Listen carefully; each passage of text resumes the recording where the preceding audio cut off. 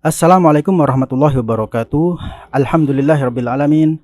Assalatu wassalamu ala rasulillah sallallahu alaihi wasallam wa ala alihi wa sahbihi ajma'in amma ba'du. Para rekan aktivis yang saya hormati, pada hari ini Ahad 2 Februari 2022 kita akan mencoba untuk secara perdana melakukan diskusi online melalui media voice note yang akan dibagikan bersama. Nama kegiatan kita pada hari ini adalah program BAP atau Banyuwangi Aktivis Podcast. Acara ini akan mendiskusikan segala hal permasalahan yang terkait dengan pembelaan terhadap masyarakat dan mendiskusikan solusi terhadap permasalahan masyarakat. Acara ini akan saya pandu sebagai host, nama saya Muhammad Naufal Taftazani. Baiklah, langsung saja pada inti acara untuk hari ini.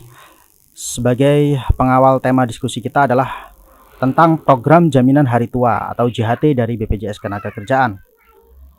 Kita mendengar berita terbaru tentang JHT bahwa telah diterbitkan dan ditandatangani program jaminan hari tua nomor 2 tahun 2022 dari Peraturan Menteri Tenaga Kerja yang menyebutkan JHT dalam pasal 4-nya itu menyebutkan JHT bisa dicairkan saat memasuki usia pensiun atau usia 56 tahun. Peraturan ini menuai protes keras dari publik. Sekilas tentang JHT itu sendiri, bagi para aktivis yang belum tahu, JHT adalah program dari BPJS Ketenagakerjaan, yaitu di mana para pekerja membayar iuran atau premi 2% dan pemberi kerja 3,7%, yang kemudian dana tersebut akan dikelola oleh BPJS Ketenagakerjaan melalui berbagai macam instrumen, semisal melalui surat utang negara, obligasi, dan lain sebagainya, yang hasilnya akan diberikan kembali kepada pekerja sebagai bentuk jaminan hari tua. Harapannya program ini seperti itu.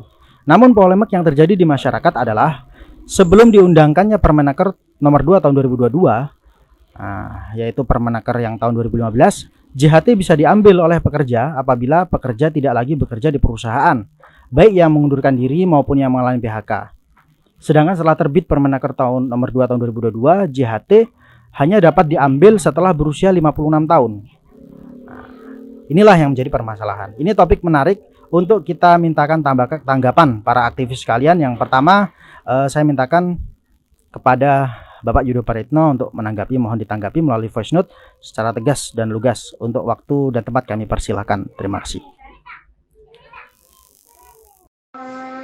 Assalamualaikum warahmatullahi wabarakatuh. Terima kasih waktu yang diberikan kepada saya menanggapi polemik tentang JHT ini, karena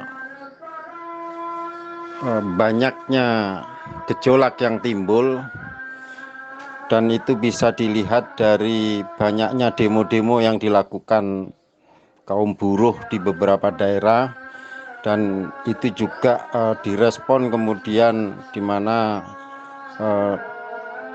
di DPR, dalam hal ini mungkin Ketua DPR juga menghimbau kemudian agar dimusyawarahkan kembali, artinya peraturan menteri tentang JHT yang bisa dinikmati oleh kaum buruh itu pada usia yang mencapai usia yang sampai 56 tahun itu ternyata tidak membawa dampak yang maslahat.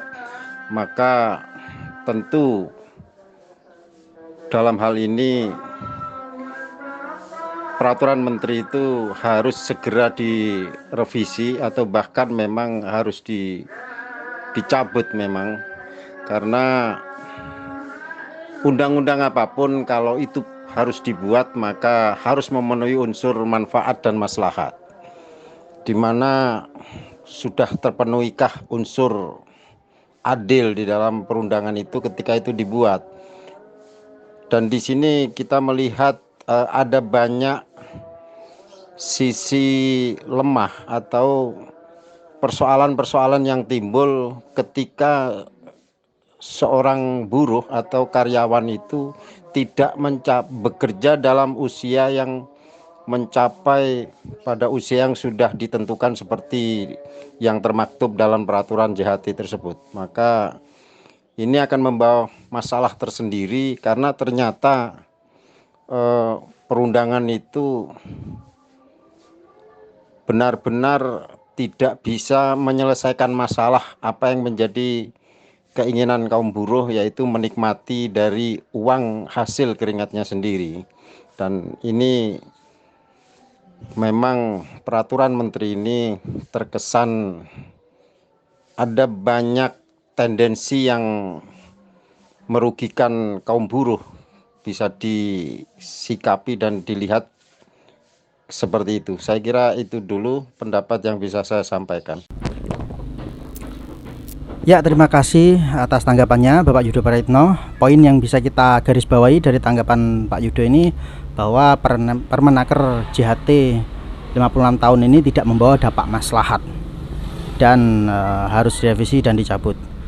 Dan poin yang kedua, dalam membuat peraturan ini tentu harus dipenuhi unsur keadilan. Sedangkan program JHT ini yang hanya bisa diambil pada usia 5 tahun ini, apakah sudah terpenuhi unsur adilnya? Itu yang menjadi pertanyaan dari Pak Yudo, dan kita juga menyimpulkan bahwa memang unsur keadilannya patut dipertanyakan. Ya, itu tanggapan dari Pak Yudo. Selanjutnya tanggapan dari tanggapan dari Ustadz Gufron, dipersilahkan waktu dan tempatnya. Terima kasih. Perkenankan kami untuk urun pendapat. Sejauh yang kami pahami dalam Islam, bahwa kebutuhan-kebutuhan yang mendasar dari rakyat berupa pendidikan, berupa kesehatan, keamanan, dan kebutuhan-kebutuhan yang lainnya yang prinsip dan mendasar dipenuhi oleh negara. Sehingga bentuk apapun iuran atau premi, entah BPJS, entah jaminan hari tua, sebenarnya tidak perlu ada, karena semuanya dipenuhi oleh kebutuhan-kebutuhan mendasar itu oleh pemerintah. Inilah yang kita pahami dalam pemahaman Islam kita bila kita ingin mengacu kepada sejarah maupun dalil-dalil dalam Al-Quran. Nah, ketika program-program ini telah ada, maka tentunya karena ini hanya berupa simpanan, seharusnya ketika kemudian simpanan ini kita butuhkan untuk kita ambil, ya tidak ada peraturan apapun yang harus kemudian menjerat atau mempersulit simpanan kita ini untuk kita ambil. Seharusnya kapanpun, dimanapun, dalam keadaan bagaimanapun harus dengan mudah untuk kita ambil, karena ini sebenarnya akadnya hanya sebatas akad dari sebuah simpanan dan dari uang masing-masing pribadi si pekerja atau si orang tersebut. Maka pendapat kami, JHT tidak boleh untuk kemudian dijerat dengan peraturan-peraturan yang lainnya atau dengan peraturan-peraturan yang mempersulit. Dalil ini dilarang dalam agama kita untuk mempersulit. Justru Islam sangat dan menekankan bagaimana agar urusan itu dipermudah. Sebagaimana sabda Rasulullah SAW, "Man dara musliman darahullah." Siapa yang mempersulit umat Islam atau perorangan Islam, seorang muslim, maka Allah akan justru mempersulit dia. Demikian pendapat kami. Assalamualaikum warahmatullahi wabarakatuh. Alhamdulillahirrahmanirrahim. Jadi berikut tadi tanggapan dari Ustadz Gufron. Poin yang bisa saya catat adalah bahwa dalam Islam ini seharusnya JHT tidak perlu ada, karena JHT yang dimaksud di sini kan JHT dari iuran. Sedangkan dalam Islam masyarakat itu tidak perlu ditarik iuran, tapi ini menjadi tanggung jawab dari negara itu sendiri untuk memenuhi jaminan hari tuanya. Kemudian poin selanjutnya, tidak boleh ada aturan yang mempersulit JHT. Itu seperti itu kesimpulannya, sebagaimana sabda Rasulullah yang sudah disampaikan oleh Ustadz Gufron. Itu sama saja dengan adanya aturan ini, sama saja mempersulit begitu, karena uang-uangnya sendiri mau diambil tidak bisa. Ya, pembicara ketiga selanjutnya Syekh David, dipersilakan. Di sini ya Bang Noval Afwan tadi kok tahu off ya. Jadi saya cuman sederhana komentar saya bahwa selama pemerintahan beliau ini mana yang janji-janji beliau yang ada, yang ditepati lah gitu. Jadi saya kesimpulan tadi dari kedua pembicara yang sangat bagus tadi uraiannya dari Pak Yudo dan Ustadz Gufron sudah lengkap. Saya cuma nambahin bahwa ini sebetulnya saya pikir cuma sebagai trik aja ya. Trik untuk mendapatkan uang dari rakyat, salah satunya dari JHT ini untuk membayar bunga-bunga hutang. Ya itu aja kesimpulan saya yang sangat sederhana ini. Mudah-mudahan nggak salah. Demikian. Assalamualaikum warahmatullahi wabarakatuh. Ya, itu tadi tanggapan dari Pak David. Poin utama yang bisa saya garis bawah di sini, memang JHT 56 tahun ini patut diduga ini sebagai trik dari pemerintah untuk menghimpun dana dari rakyat guna membayar bunga hutang negara. Ya, bisa jadi demikian, namun ya kita tidak tahu pastinya. Baiklah, mungkin penanggap selanjutnya ada pendapat atau informasi yang bisa dibagikan di sini, dipersilahkan. Landasan ekonomi kita sebenarnya sudah sangat bagus ya. Terutama kalau kita melihat pasal 33 di Undang-Undang Dasar 1945. Bukankah di sana dikatakan bahwa perekonomian itu disusun sebagai usaha bersama berdasarkan asas kekeluargaan. Artinya kekeluargaan tentu lebih mengutamakan asas yang berkeadilan demi kesejahteraan bersama. Kemudian di pasal yang sama juga dikatakan bahwa bumi, air, beserta kekayaan alam yang terkandung di dalamnya dikuasai oleh negara. Termasuk di dalamnya adalah cabang-cabang produksi. Nah, itu juga digunakan untuk sebesar-besar kemakmuran rakyat. Jadi kata kuncinya adalah sebesar-besarnya kemakmuran rakyat. Nah, ini yang kemudian menjadi landasan ekonomi kita dalam bernegara.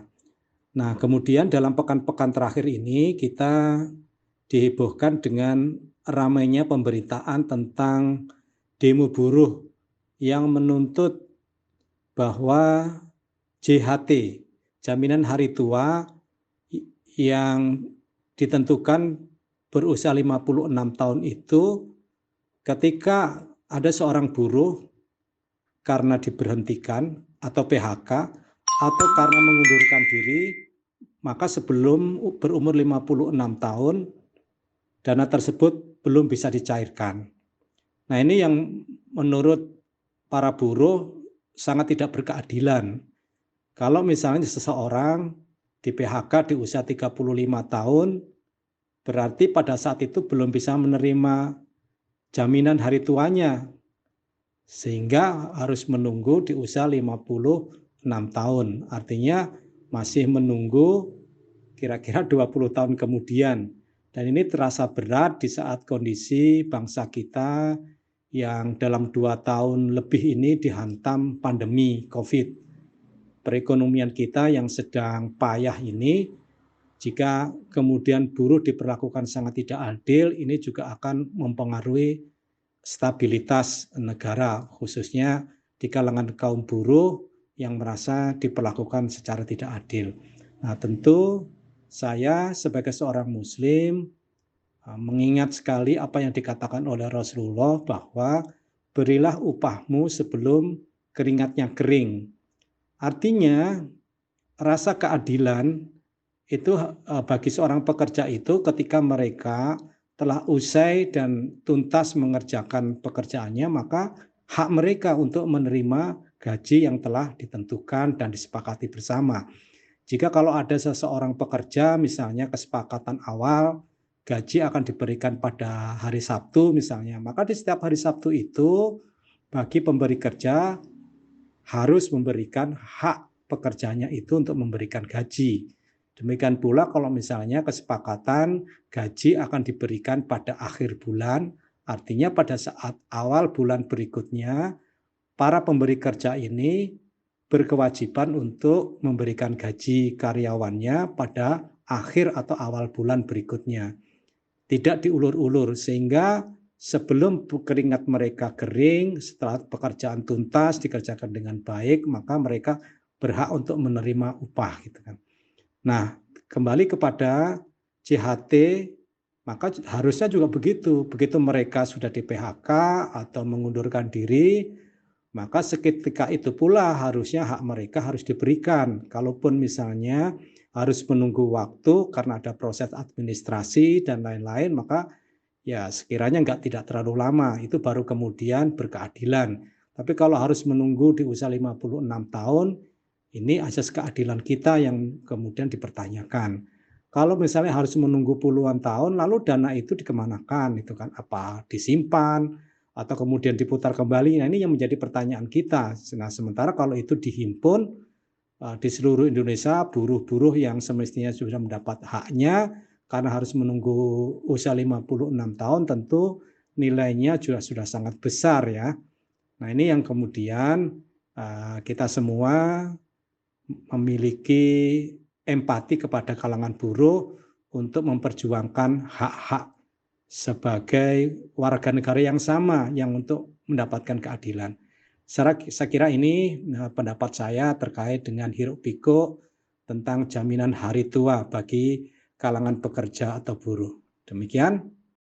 Terima kasih banyak atas tanggapan, informasi dan ilmunya yang sangat padat oleh Ustadz Ihsan Subah, yang perlu kita ambil pelajaran dari apa yang disampaikan beliau, bahwa sebenarnya landasan ekonomi kita pasal 33 Undang Dasar 1945 ini harus tetap dipegang teguh sebagai landasan dalam menjalankan ekonomi negara. Dan yang kedua, terkait masalah JHT ini sendiri, tentu ini tidak sesuai dengan salah satu prinsip kaidah hadis yang dinyatakan Rasulullah, yaitu berilah upah pekerja itu sebelum keringatnya kering. Maka kesimpulannya, kalau JHT itu juga harusnya diberikan setelah buruh atau pekerja itu tidak bekerja, baik melalui mengundurkan diri atau PHK. Itu setidaknya yang pelajaran yang bisa kita ambil. Ya, untuk pembicara kelima saat ini telah hadir bersama kita Bapak Haji Sugiarto SE MSI, yang juga beliau adalah Ketua Partai Gelora Banyuwangi. Maka untuk selanjutnya kami persilahkan untuk menanggapi. Terima kasih atas waktu yang diberikan. Menurut saya terkait dengan peraturan menteri yang baru tentang JHT 56 ini, saya rasa tidak memenuhi unsur keadilan, karena sederhana saja, artinya kita tidak perlu menggunakan landasan berpikir yang terlalu rumit. Sederhana saja, ketika kewajiban sudah dipenuhi, maka sudah menjadi keharusan kalau haknya itu juga bisa dipenuhi. Artinya ketika seorang itu sudah memenuhi kewajiban, maka dia berhak menuntut haknya, kan gitu. Jadi dana itu sebagai bentuk kewajiban dalam unsur takafuli, ya, tolong menolong dalam bekerjasama dengan BPJS itu kan semacam asuransi ketenaga kerjaan yang di situ fungsinya untuk tolong menolong, prinsip takafuli. Nah, mereka ini sudah memenuhi kewajibannya untuk bergotong royong, bekerja sama, saling membantu. Nah, ketika kewajibannya sudah terpenuhi, maka haknya juga dia berhak untuk menuntut haknya. Itu saja, sehingga saya rasa peraturan menteri itu perlu ditinjau kembali, bahkan mungkin dikembalikan ke peraturan menteri yang sebelumnya. Kalau pertanyaannya aman atau tidak, itu sangat bergantung dengan kebijakan pengelola. Artinya kalau ada kurun waktu jeda, dipaksa orang untuk menunggu sampai 56 tahun, ya tentu dalam kurun waktu selama itu apakah ada jaminan keamanan, tentu itu bergantung dari pengelola BPJS itu, karena tentu dana itu sepanjang sepengetahuan saya, kalau asuransi itu dananya juga diputar juga untuk kegiatan atau aktivitas ekonomi yang kemudian bisa menghasilkan untuk memberikan premi kepada para peserta asuransi itu. Nah, penggunaannya ini seperti apa? Tentu kembali kepada pengelola BPJS, dan tentunya tidak terlepas dalam hal ini adalah kebijakan dari pemerintah pusat tentunya. Saya rasa itu aman dan tidaknya kembali kepada pengelola, sementara prinsip ketika kewajiban sudah ditunaikan, maka seseorang itu berhak untuk menuntut haknya. Jadi peraturan menteri yang baru seyogyanya ditinjau kembali. Terima kasih. Ya, terima kasih kepada Pak Haji Sugiarto telah memberikan tanggapan. Setidaknya ada 2 poin catatan yang bisa saya simpulkan dari tanggapan Pak Haji Sugiarto ini. Yang pertama, tentang JHT 56 tahun itu jelas sudah tidak memenuhi unsur keadilan, sebab sudah tidak bertentangan, sudah bertentangan maksudnya dengan prinsip ketika orang sudah memenuhi kewajiban itu berhak menuntut haknya, maka ini sudah bertentangan dengan prinsip tersebut. Dengan yang saya juga ingat tadi kata-katanya BPJS Ketenagakerjaan ini fungsinya itu saling menanggung ya, sebenarnya tolong menolong, saling menanggung, prinsip tafakuli itu yang kita tahu dalam Islam. Dan yang kedua, terkait aman atau tidaknya, ini menarik. Berarti menurut Pak Haji Sugiarto itu memang sangat bergantung dengan kebijakan dari pengelola. Sebab dana asuransi itu kan diputar dalam instrumen ekonomi agar menghasilkan. Nah, kalau waktunya lama sekali 56 tahun, apakah ada jaminan keamanan? Ya kembali ke kebijakan dari dana pengelolanya. Apakah prosesnya ataupun di mana ditaruhnya ya. Terima kasih atas ilmunya. Baiklah, sudah ada 5 pembicara di sini untuk tema ini. Sebenarnya masih sangat menarik. Jika masih ada yang ingin menanggapi, masih dipersilahkan. Terima kasih.